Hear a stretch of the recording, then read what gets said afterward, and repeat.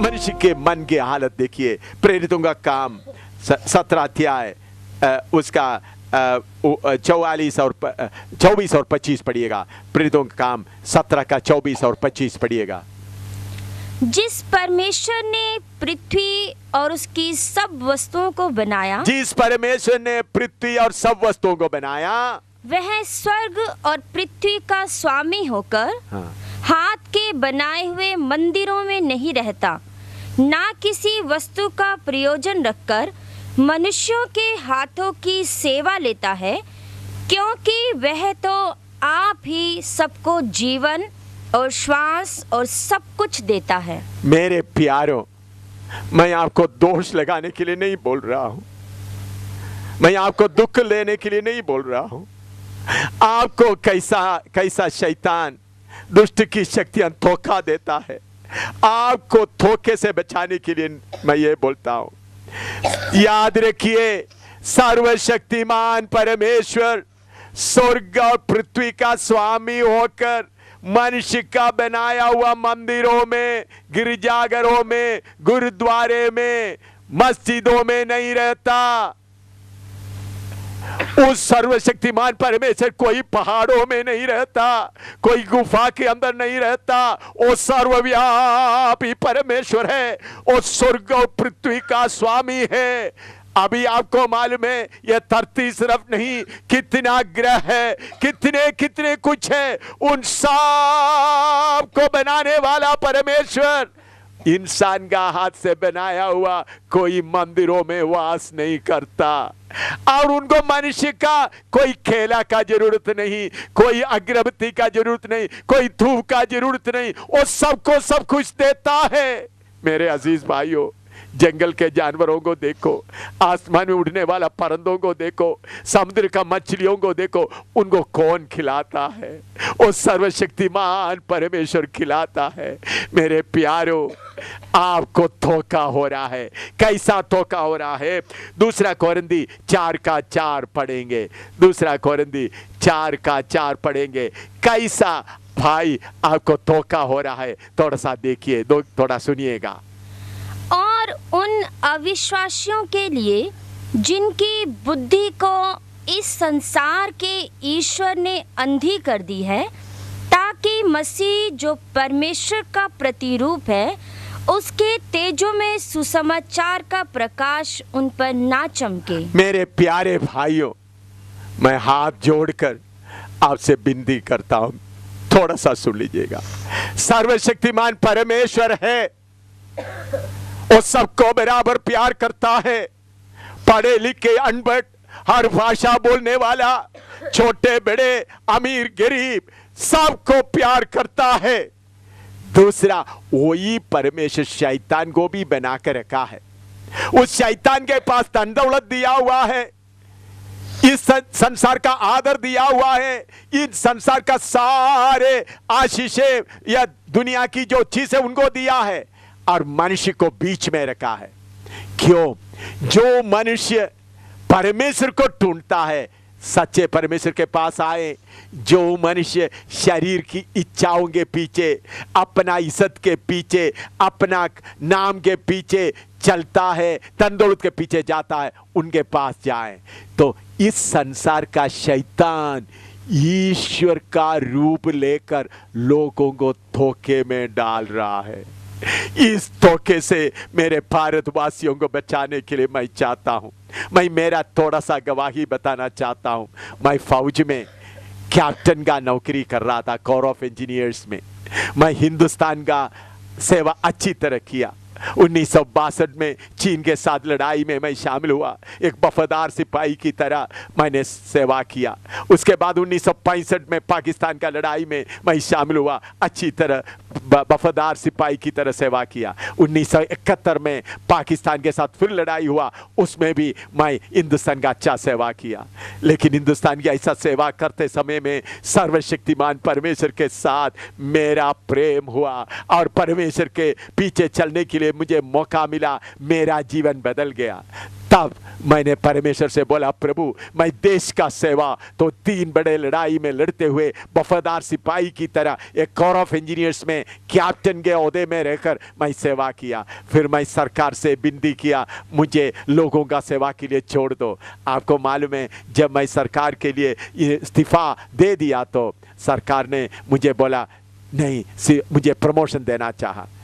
मेरा इस्तीफा उन्होंने मंजूर नहीं किया, वापस भेज दिया। मैं दूसरे बार कोशिश किया, तभी उन्होंने और नया जगह में भेजने के लिए अच्छा ओहदा देने के लिए कोशिश किया, मैं उसको भी इनकार किया। मैं परमानेंट कमीशन्ड ऑफिसर होने के कारण तीसरा बार प्रेसिडेंट ऑफ इंडिया का इंटरव्यू मांगा और उन्होंने 3 जनरलों को उधमपुर में नॉर्थन कमांड हेडक्वार्टर में भेजा।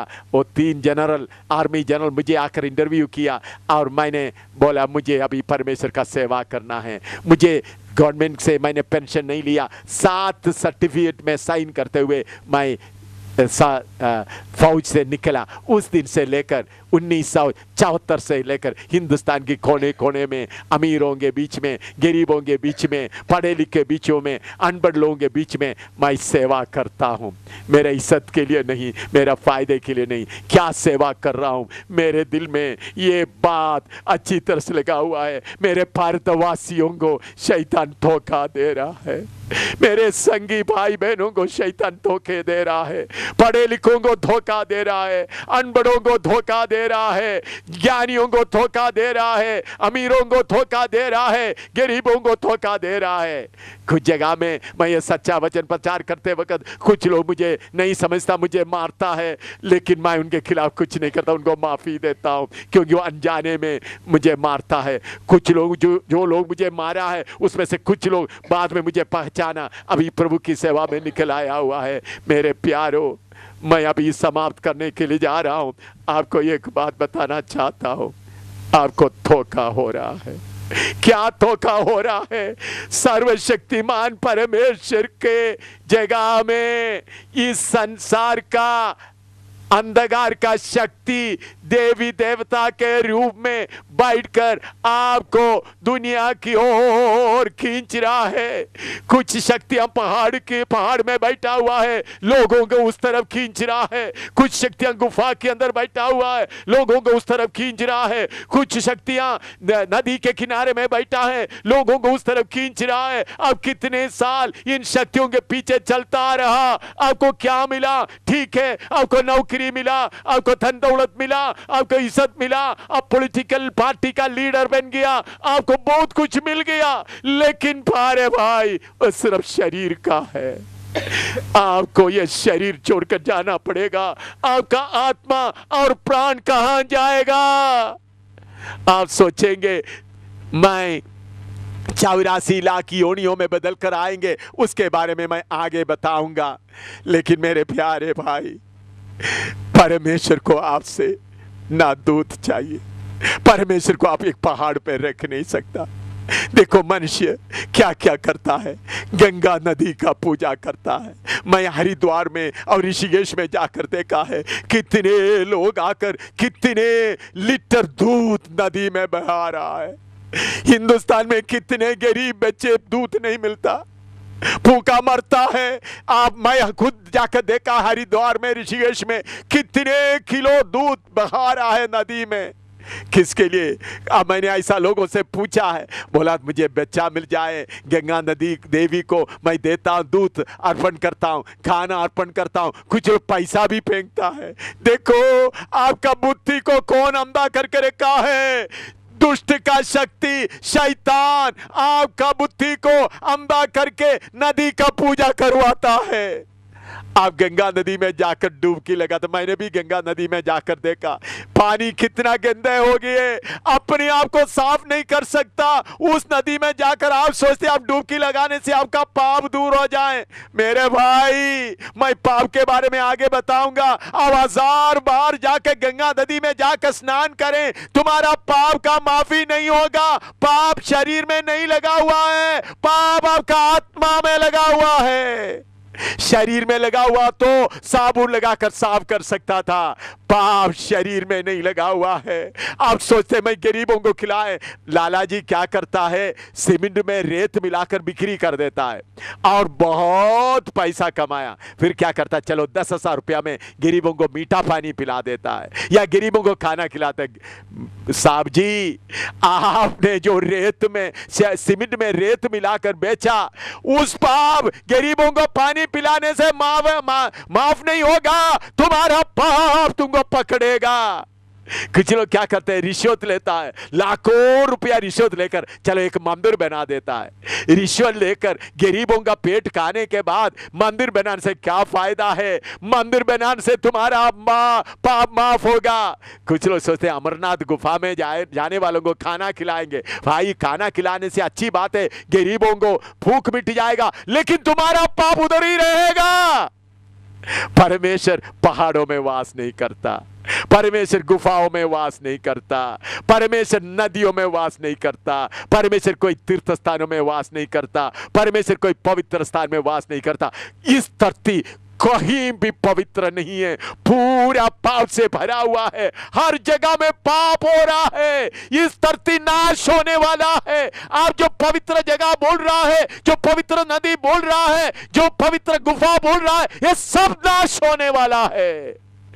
आप गंगा नदी का पूजा करता है, हर साल कितने लाखों लोग गंगा नदी में डूबकर मर जाता है। कितने लोग गंगा नदी के किनारे में रहने वाले, उनका मकान बर्बाद होकर उन लोग खत्म हो जाता है। मेरे प्यारो, आपका आंख बंद पड़ा हुआ है। आज ये वचन सुनते समय मेरे प्यारे भाई, गुस्सा चढ़ने के जगह में मैं आपसे विनती करता हूं, मौत तुम्हारे पीछे खड़ा है। मौत एक सच्चाई है। तुमने कमाया हुआ धन दौलत छोड़कर जाना पड़ेगा, तुमने कमाया हुआ इज्जत छोड़कर जाना पड़ेगा। सब लोग बोलेंगे तू गुरु है, तू महापुरुष है, लेकिन आपको ये सब कुछ छोड़कर जाना पड़ेगा। आपका सब कुछ जो छोड़कर जाते समय आपका आत्मा और प्राण अगर सर्वशक्तिमान परमेश्वर के साथ संबंध नहीं रखा है तो आग के झील में जाओगे, आग के झील में जाओगे, हमेशा तक तड़पते रहोगे। कोई उधर बचा नहीं सकेगा। आप मरने के बाद आपका भाई बहन बेटा बेटी पत्नी कुछ भी सेवा करने से कोई काम नहीं, कुछ भी उधर नहीं पहुंचेगा। आप ये नहीं सोचना दूसरा जन्म लेकर आएंगे, उसके बारे में मैं आगे बताऊंगा। इसलिए मेरे प्यारो, आज इतना समझ लो, सच्चाई से आपको अंधकार का शक्ति आपको रोक कर रखा है। सच्चाई से आपका अंधकार का शक्ति आपको रोक कर रखा है। उस सर्वशक्तिमान परमेश्वर से अगर आप विनती करेगा तो उन्होंने आपका मन खोलेगा, आपका बुद्धि खोलेगा। आप आज ऐसा प्रार्थना करें, सर्वशक्तिमान परमेश्वर, मैं जो सुन रहा हूं ये क्या है, इसमें क्या सच्चाई है? मैं सच्चाई जानना चाहता हूं। आसमान को बनाने वाला, सितारों को बनाने वाला, सारे कायनात को बनाने वाला परमेश्वर, मैं आपको पहचानना चाहता हूं। अभी हमारा बहन लोग आपको ये गीत सुनाएंगे जो सर्वशक्तिमान परमेश्वर के बारे में है। वो गीत थोड़ा सुन लीजिएगा। तेरी सारी धरा पर गूंजती है निस दिन महिमा तेरी, सारी धरा पर गूंजती है निस दिन महिमा तेरी। सृष्टि है तेरी कविता, गाते हैं सना तेरी, झरने की कल कल भी करते हैं तेरी महिमा। पक्षी भी गाते हैं तू है कितना महान, वन के सुमन भी है हंसते, करते हैं जय जयकार।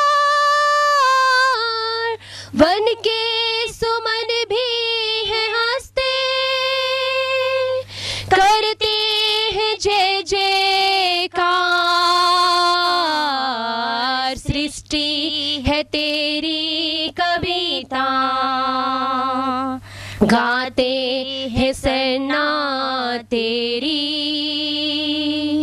सारी धरा पर गूंजती है निस दिन महिमा तेरी, सारी धरा पर गूंजती है निस दिन महिमा तेरी, सृष्टि है तेरी कविता, गाते हैं सना तेरी, नभ नीलिमाए सितारे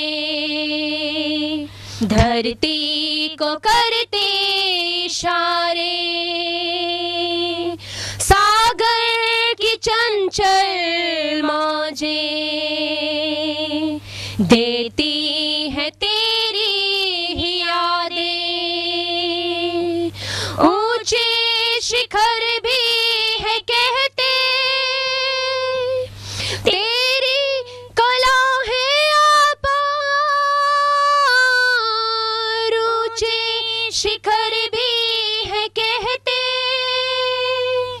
तेरी कला है अपार, सृष्टि है तेरी कविता,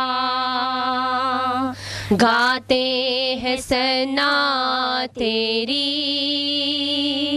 सारी धरा पर गूंजती है निस दिन महिमा तेरी,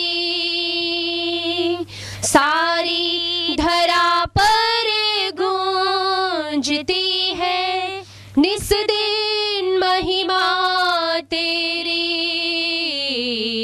सृष्टि है तेरी कविता, गाते हैं सना तेरी, दाऊद के गीतों में है तेरी प्रशंसा की धारा, जन्नत में कहते फरिश्ते दाता है तू ही हमारा, सृष्टि के हर एक कण में निखरा है तेरा प्यार,